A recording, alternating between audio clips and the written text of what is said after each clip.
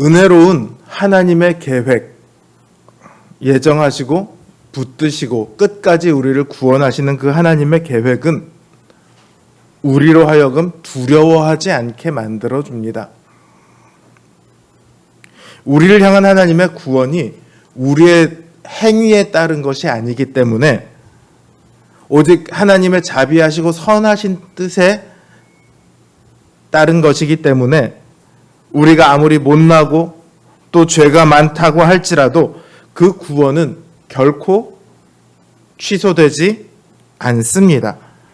또한 다른 어떤 것들도 우리의 구원을 취소시킬 수 없습니다. 그래서 우리는 여전히 매일매일 죄를 지으며 살아감에도 불구하고 하나님 앞에 담대하게 나올 수 있습니다. 그러나 동시에 이 은혜로운 하나님의 계획은 한 가지 불안감을 만들어낼 수 있습니다. 어떤 불안감이냐? 구원이 취소되지 않는다는 그 사실 때문에 방종하며 살아가는 사람들이 생긴다는 점이에요.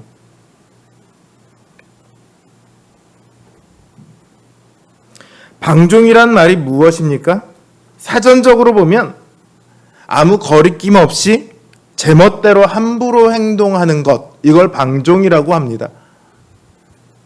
자유랑 방종의 차이가 어디 있느냐? 자유도 자기 하고 싶은 대로 하는 거잖아요. 둘의 차이가 어디 있느냐? 남에게 피해가 가느냐 가지 않느냐, 여기에서 이제 자유와 방종이 나눠집니다. 성경에서 방종은 조금 다릅니다.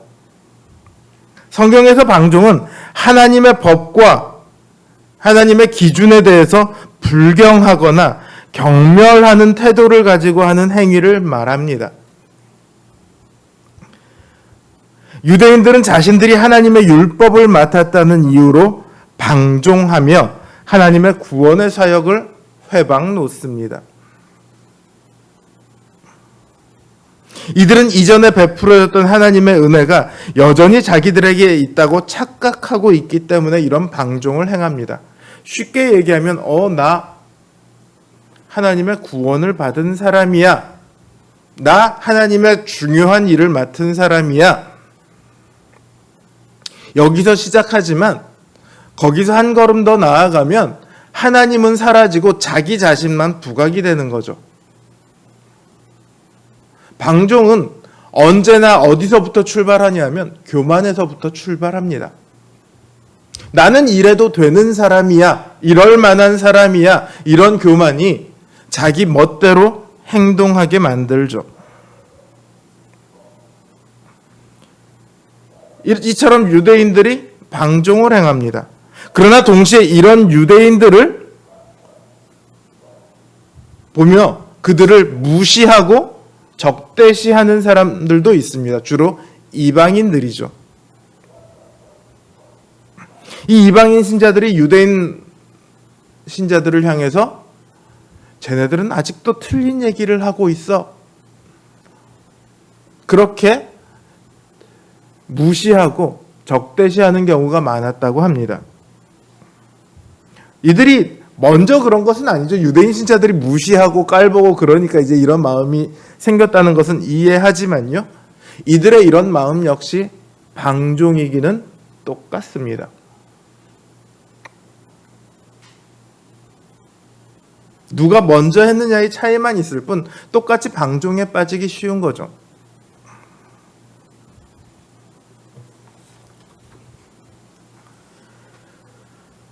그러나 그렇게 방종함에도 불구하고 은혜를 방종으로 만들어서 불순종의 기회로 삼음에도 불구하고 하나님의 은혜는 끊임이 없습니다. 지금 바울은 이스라엘이 실패하지 않았다는 것을 계속해서 반복적으로 말하고 있습니다. 바울 자신이 유대인이기 때문에 자기의 정통성을 세우기 위해서 그런 것이 아니에요. 내 가족들도 어떻게든 구원받기를 원해서 그런 것이 아닙니다. 물론 그런 마음이 없지는 않겠지만요. 바울은 하나님의 계획이 얼마나 완전하고 확고한가를 말하고 싶은 거예요. 그 은혜가 얼마나 우리의 방종까지도 다 감싸 안는가를 말하고 싶은 거예요. 바울은 하나님께서 이방인을 구원하실 때 어떻게 해서 구원하셨다고 하냐면 이스라엘의 방종으로 이방인의 구원이 시작되었다라고 말합니다. 그리고 오늘 본문에선 동시에 그런 그들의 구원을 보고 이스라엘이 시기가 나서 그들도 결국은 구원에 이르게 되길 바란다라고 그렇게 말하고 있습니다. 이방인의 구원과 유대인들의 구원이 서로 따로 떨어져 있는 것이 아니라 서로 밀접하게 연결되어 있다, 이렇게 말하고 있습니다.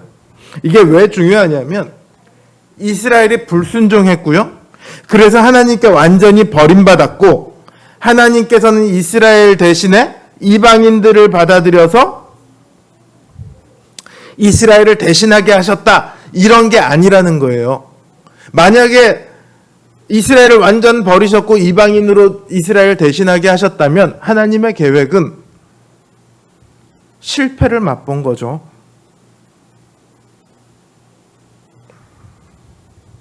그러나 하나님께서는 모든 열방을 포기하지 않으신 것만큼이나 유대인들도 역시 마찬가지로 포기하지 않으십니다. 하나님의 계획 속에는요, 이방인의 구원뿐만 아니라 그 방종하고 불순종하던 유대인들의 구원도 포함되어 있습니다. 이스라엘이 불순종하자 하나님께서는 다른 방식으로 이방인들을 구원하셨죠. 그리고 이제 그 구원을 통해 이스라엘이 그 구원을 시기하도록 만들었습니다. 그래서 바울이 지금 유대인들의 모습이 실패한 것 같고 완전히 실족하고 넘어져서 가망이 없는 것 같지만 사실은 그렇지 않다. 이스라엘의 지금의 모습은, 지금의 그 실패한 것 같은 모습은 다만 이방인을 구원함으로 이스라엘로 시기나게 하기 위함이다, 이렇게 말하고 있습니다. 한마디로 이방인들의 구원이 이방인만의 구원에서 끝나는 것이 아니라 유대인들이 다시 돌아오도록 하기 위한 수단도 되는 것입니다. 이방인들이 하나님께 나아오고 이스라엘도 다시 돌아오도록 하십니다. 원래 하나님의 계획 속에서는요, 유대인이 먼저고 이방인이 나중입니다. 하나님께서 그렇게 세상의 제사장 나라로 이스라엘을 삼으셨습니다. 이스라엘이 구원받고 그들을 통해 온 땅이 구원을 받도록 정하셨어요.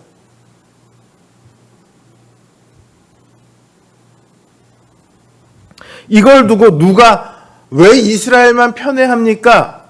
이렇게 얘기할 수 있을까요? 생각해보면요, 어차피 누군가는 먼저 시작을 해야 돼요. 누군가가 있고 그 누군가가 제사장 나라가 되어서 다른 민족을 구원하게 해야 돼요. 그게 유대인이 아니라 어떤 민족이 되었건 먼저 시작하는 민족이 있을 수밖에 없어요. 다만 그게 이스라엘이었을 뿐입니다. 그렇다고 이스라엘과 이방인 사이에 어떤 차별이 있느냐 하면 그렇지는 않아요. 그러니까 하나님께는 이방인 민족이나 이스라엘이나 같은 하나예요.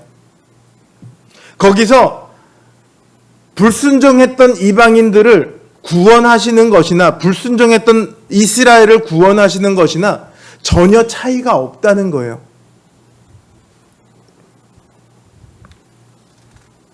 다만 유대인이 먼저라는 것은 확고합니다. 뭐냐면 순서상에서의 먼저입니다. 어떤 영광에서의 서열이 다르거나 구원의 수준이 다르거나 그런 것은 아니고요. 다만 이스라엘이 먼저 하나님을 알았고 하나님 나라를 전하는 그런 존재가 되었고, 그 뒤를 따라 이방인들이 그들과 연합하여 하나가 되도록 하셨습니다. 그래서 에베소서나 고린도전서나 갈라디아서 같은 성경을 보면요, 바울이 이방인과 헬라인이나 이방인이나 유대인이나 다 하나라는 말을 끊임없이 강조합니다. 에베소서 2장에서도 보면요, 그때 너희는 그리스도 밖에 있었고 이스라엘 나라 밖의 사람이라 약속의 언약들에 대하여 외인이요 세상에서 소망이 없고 하나님도 없는 자이더니 이제는 멀리 있던 너희가 그리스도 예수 안에서 그리스도의 피로 가까워졌느니라. 그는 우리의 화평이신지라 둘로 하나를 만드사 중간에 막힌 담을 허셨다. 이렇게 말하고 있습니다. 예수 그리스도께서 이방인과 유대인 사이에 막힌 담을 허무셔서 그들이 이제 가까워졌다, 이렇게 말하고 있거든요. 근데 고린도전서 12장 13절에서 한 걸음 더 나아가서 유대인이나 헬라인이나 종이나 자유자나 다 한 성령으로 세례를 받아 한 몸이 되었다, 이렇게 말합니다. 또 갈라디아서 3장 28절에서도 유대인이나 헬라인이나 종이나 자주자나 남자나 여자 없이 다 그리스도 예수 안에서 하나이니라, 이렇게 말씀합니다. 에베소서, 고린도전서, 갈라디아서의 공통점이 뭐냐면요, 그 교회 안에 유대인과 헬라인 사이에 다툼이 있었다는 거예요. 갈등이 심각하게 있었어요. 그 교회들의 바울이 편지를 쓰면서 다툴 이유가 하나도 없다, 너희는 하나라는 거예요. 거기는 어떠한 차별도 있지 않습니다. 유대인이 더 훌륭하고 이방인이 더 못하고, 혹은 유대인이 더 나쁘고 이방인이 더 착하고, 이런 구분이 전혀 없다는 거예요.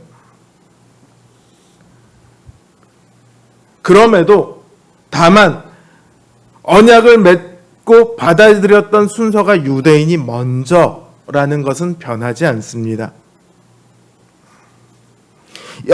이방인들은요, 그 언약에 기반해서 하나님 나라에 합해지는 겁니다.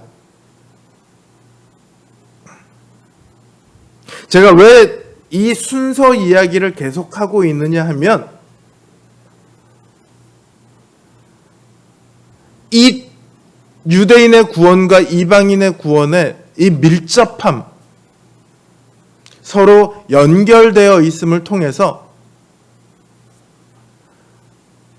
서로가 서로를 적대하지 않아야 한다는 이 바울의 말을 제가 이야기하고자 하는 거예요. 방종에 빠지지 말라는 그 말씀을 제가 계속해서 설명하려고 하는 거예요. 16절을 보면 제사하는 처음 익은 곡식가루가 거룩한 즉 떡덩이도 거룩하고 뿌리가 거룩한 즉 가지도 그러다, 이렇게 말하고 있습니다. 구약의 국가로 존재했던 이스라엘은요, 구원의 첫 열매입니다. 동시에 모든 이방 구원의 뿌리입니다.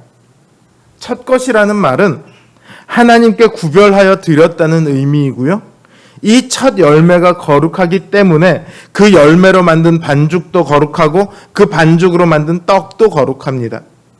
이스라엘이 이 첫 열매입니다. 모든 민족 중에서 구별된 자로서 독특한 지위를 가지고 있습니다. 그건 그들이 바로 하나님의 계획의 시작점이라는 거예요.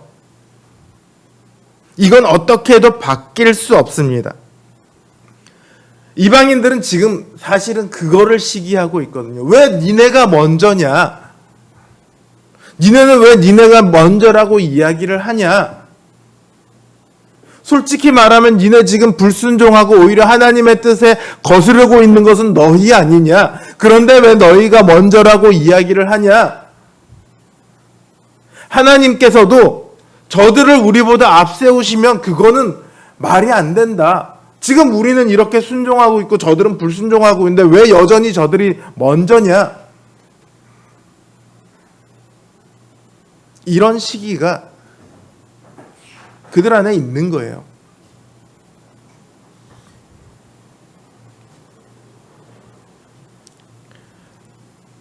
시기한다는 거는요, 좋은 시기가 있고 나쁜 시기가 있습니다. 오늘 본문에서도 이방인의 구원을 보고 유대인들로 시기나게 하려 한다. 이거는 좋은 시기예요. 그러나 이 이방인들이 유대인의 그 첫 번째 된 자리를 시기하고 있는 건 나쁜 시기예요. 왜 그런 차이가 나냐 하면, 왜 어떻게 좋은 시기와 나쁜 시기가 구별되냐 하면, 자기에게 그걸 받을 권리가 있느냐 없느냐를 가지고, 내가 그걸 받을 권리가 있다면 시기하는 것은 좋은 시기예요. 예를 들어서 제가 이번에 100점을 받았어. 나도 이번에 90점밖에 못 받았는데 속상하네. 내가 열심히 해서 다음엔 나도 100점 받을 거야. 이거는 좋은 시기죠. 그런데 저 옆집 아빠는 부자인데 우리 아빠는 부자가 아니야. 저 옆집이 시기가 가난해? 그런다고 해서 뭐가 바뀔 수 있습니까? 옆집 아빠를 내 아빠로 삼을 수 있습니까? 그런 건 아니죠. 이런 시기는 나쁜 시기입니다. 우리가 익숙한 주님의 탕자의 비유를 들어서 한번 설명을 해볼게요.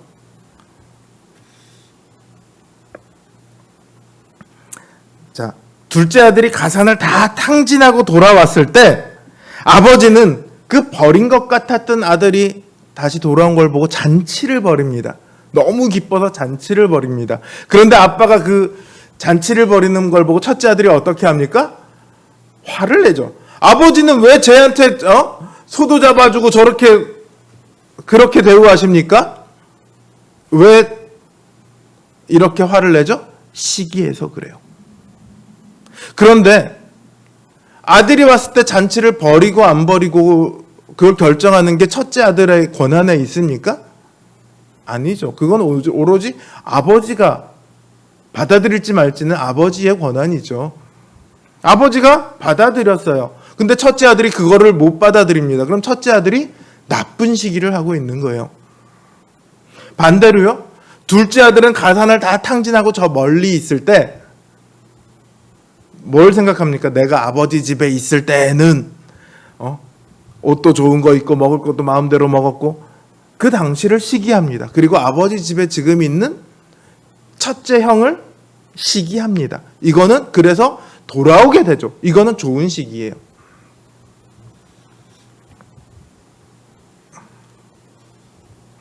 유대인과 이방인의 관계가 이 첫째 아들과 둘째 아들의 관계와 같습니다. 원래는 유대인이 첫째 아들이고 이방인들은 탕자로 뒤늦게 아버지 앞에 돌아오는, 주님의 복음서에서는 첫째 아들이 유대인이고요, 탕자는 이방인입니다. 그런데 복음을 받아들이고 교회가 서 나간 후로는요, 이들의 관계가 바뀌어요. 이방인들은 이제 아버지께 돌아와 아버지 곁에 있으나 유대인들은 아버지께로 돌아오지 않았습니다. 유대인들은 둘째 아들처럼 이제 아버지 곁에 평안함을 시기해야만 합니다.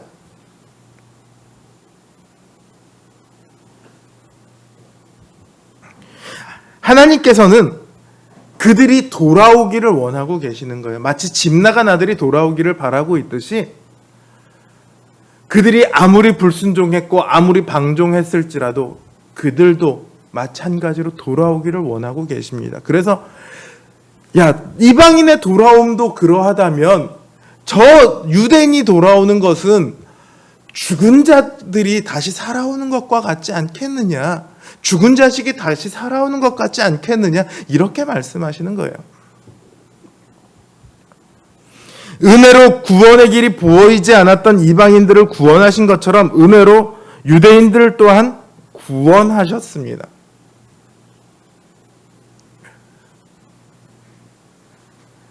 바울은 이 둘 사이의 관계를 접붙임의 비유를 들어서 설명을 합니다.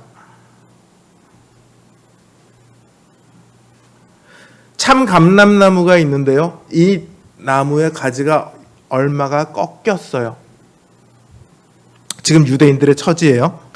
이 가지가 꺾이고 나서 그 자리에 돌 감람나무를 접붙일 수 있게 되었습니다. 가지가 무성할 때는 접붙일 자리가 없는데 얼마가 꺾이고 나니 거기 돌 감람나무를 접붙일 수 있게 되었어요.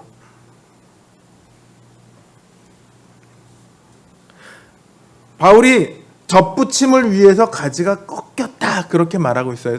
다르게 말하면 이방인들의 구원을 위해서 유대인들이 꺾였다 이렇게 얘기하고 있는 거거든요. 여기 돌 감람나무는 이방인들입니다. 이들은 참 감람나무인 이스라엘의 접붙임으로 인해 살아날 수 있습니다.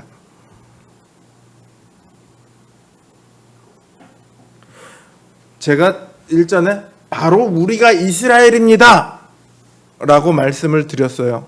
그 말은 우리가 참 감람나무가 되었다는 것이 아니라 참 감람나무에 우리가 접붙여져서 우리도 이제 그 뿌리의 진액을 함께 먹고 함께 살아간다는 의미입니다. 원래 이스라엘을 제껴버리고 우리가 대신해서 이스라엘이 되었다는 게 아니라 그들과 함께 우리가 이스라엘이 되었다는 의미예요. 근데 여러분 접붙임을 아시는 분들은 이 구절을 비유를 보면 되게 이상하다는 걸 느끼게 됩니다. 자, 원래 접붙일 때 어떻게 붙이냐면요. 돌 감람나무에다가 참 감람나무를 붙입니다. 그럼 뭘 할 수 있죠?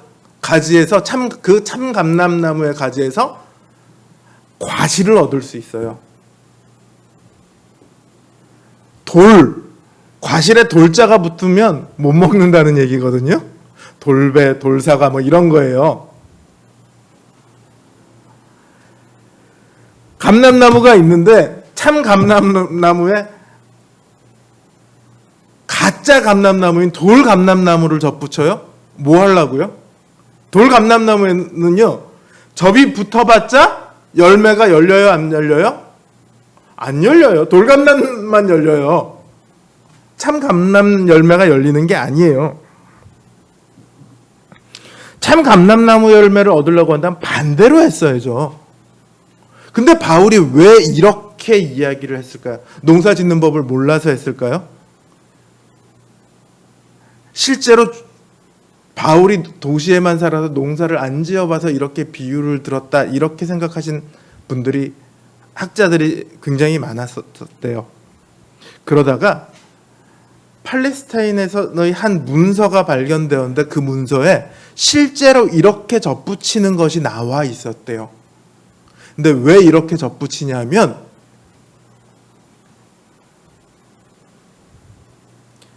이 원래 있던 감람나무가 나이가 들거나 쇠약해지면 거기다가 생생한 살아있는 돌감람나무를 이렇게 접을 붙이면 이것 때문에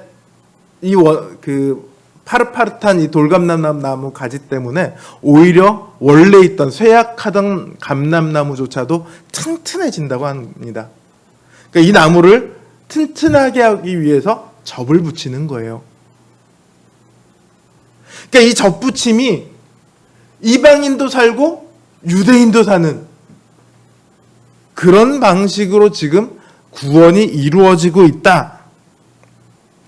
그러니까 하나님께서 자신의 그 계획이 얼마나 놀라운지 서로가 서로를 구원의 수단이 되게 만드는 그런 하나님의 계획으로 지금 이 모든 구원이 이루어져 가고 있다는 걸 바울은 말하고 있습니다.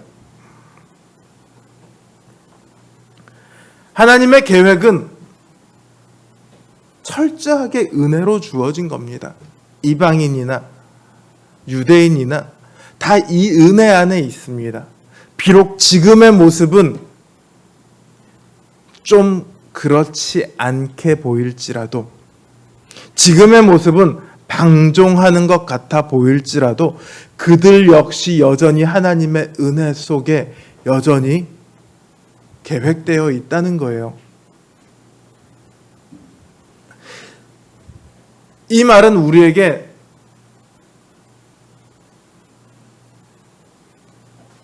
굉장히 충격적인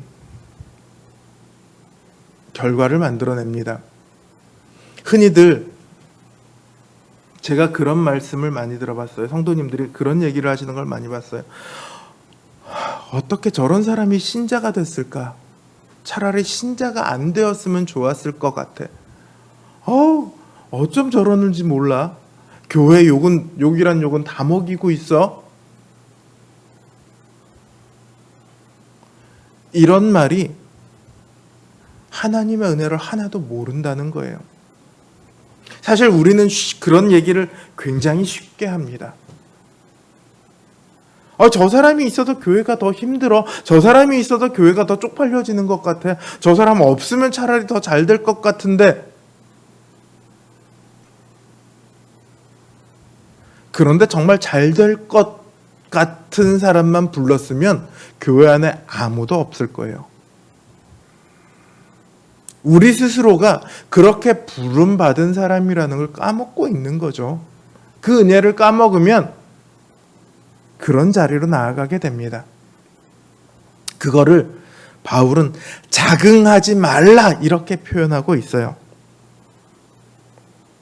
바울이 이 은혜 가운데 있는 사람에게 두 가지를 경고합니다. 첫 번째가 자긍하지 말라는 거예요. 너희가 은혜로 하나님께 구원을 얻었으니 결코 자긍하지 말라.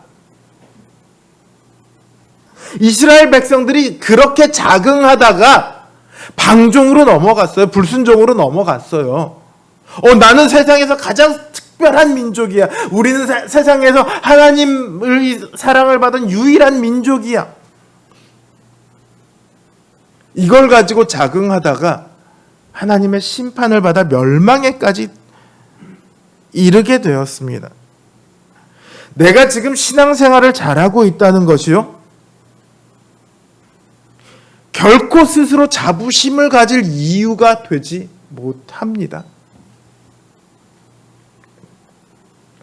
사실 그런 자부심 가지고 있는 분치고요, 진짜로 신앙생활 잘하는 분도 별로 없지만 실제로 신앙생활을 잘하고 있다고 해서 남들보다 더 자신을 특별하게 여기거나 높게 여기거나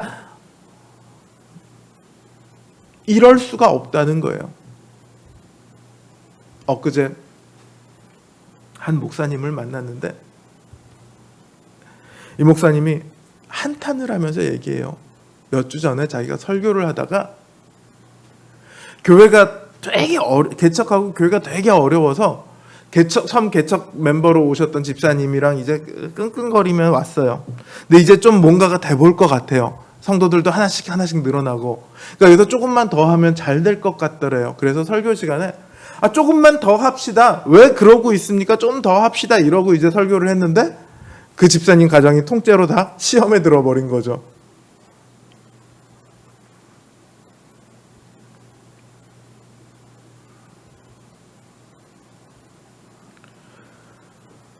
자기가 잘해서 뭔가를 잘하고 있다? 나는 잘하고 있는데 너는 왜 그래? 이거는요, 교회를 깨는 가장 큰 지름길입니다.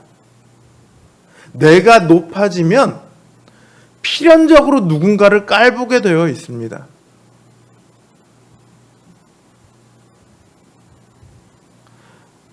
바울은요, 원가지였던 이스라엘을 아끼지 않으셨다 이렇게 경고를 합니다. 쉽게 말하면 그렇게 행동해서 이스라엘이 벌음받았는데 너 또한 그렇게 똑같이 행동하면 하나님께서 너는 가만 놔두시겠냐?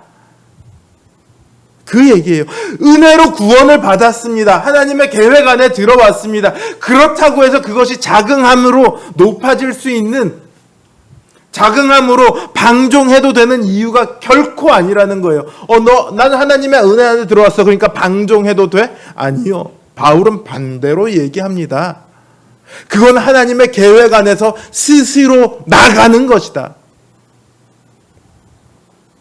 하나님의 계획 안에 있기 위해서는 뭐가 필요합니까?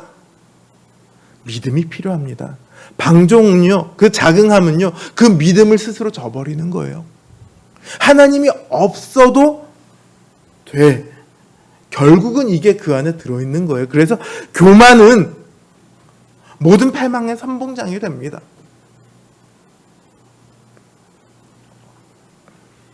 바울이 이 은혜 안에 머물러 있으라고 신신당부를 해요. 그들이 은혜를 떠나면 자긍할 수밖에 없습니다.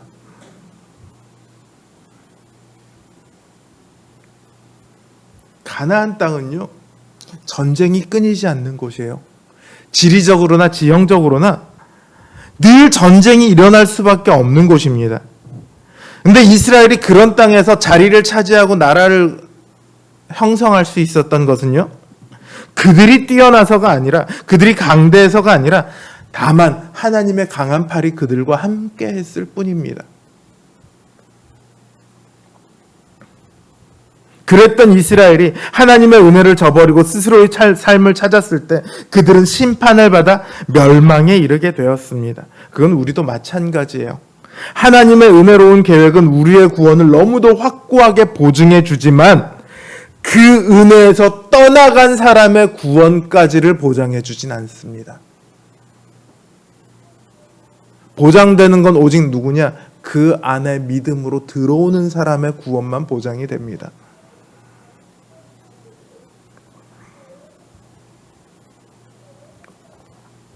우리는 이 은혜 안에 거해야 합니다. 하나님의 택한 사람인지 아닌지 어떻게 알 수 있습니까? 언제 알 수 있죠? 하나님의 심판대 앞에 가봐야지 아는 거예요. 어떤 사람은요, 죽기 직전에 믿음을 던져버리는 사람도 있고요. 어떤 사람은 죽기 직전에 믿는 사람도 있어요. 80년을 신앙인으로 살아왔지만 마지막에 신앙을 거부한 사람과 80년을 불신자로 살아왔지만 마지막에 신앙을 얻은 사람, 이 둘 중에 하나님 앞에 갔을 때 누가 택한 자라는 이름을 얻겠습니까? 마지막에 믿음을 선택한 그 사람이 택한 자가 되는 거예요. 그러니까 우리가 해야 될 것은 뭐냐면 이 믿음에서 떠나지 않는 겁니다. 끝까지 이 은혜를 붙들어야 합니다. 은혜 안에 거하며 이 은혜에서 떠날까 두려워해야 합니다. 그래야 우리는 은혜가 방종으로 끝나는 것을 피할 수 있습니다. 하나님은 오늘도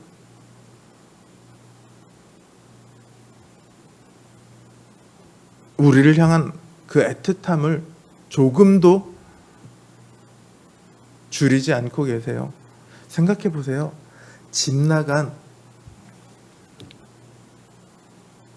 탕자를 아버지가 늘 그리워하고 또 걔가 돌아왔으면 좋겠다라고 생각을 하겠지만 동시에 그 옆에 있는 아들에게서는 얼마나 만족을 얻고 든든함을 얻겠습니까?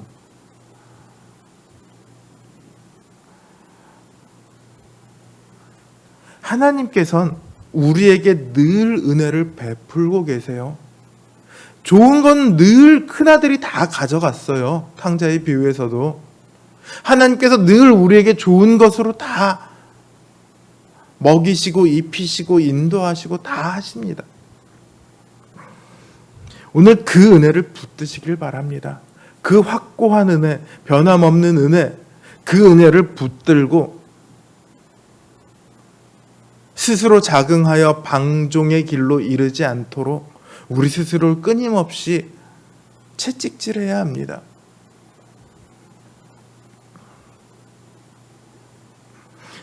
은혜가 늘 우리의 가슴 속에 은혜로 남아있기를 바랍니다. 은혜가 다른 것이 되게 만들지 마십시오. 은혜는 다른 이유가 될 것이 하나도 없습니다. 은혜는 그 자체로 완성형이에요. 그 은혜가 중심에 있으면요, 삶이 달라집니다. 어떤 풍파 속에서도 평안할 수 있고요, 어떤 시련 속에서도 행복할 수 있습니다. 그런 삶이야말로 누군가를 시기나게 만들 수 있는 삶이 아닐까요? 우리를 보고 누가 좀 시기를 했으면 좋겠습니다. 우리의 구원을, 우리의 평안을, 우리의 행복을 좀 누군가가 시기할 수 있는 그런 삶이 되었으면 좋겠습니다. 늘 은혜 가운데 서서 기쁨으로 믿음의 길을 걸어가는 저와 여러분들 되시기를 주님의 이름으로 기원합니다.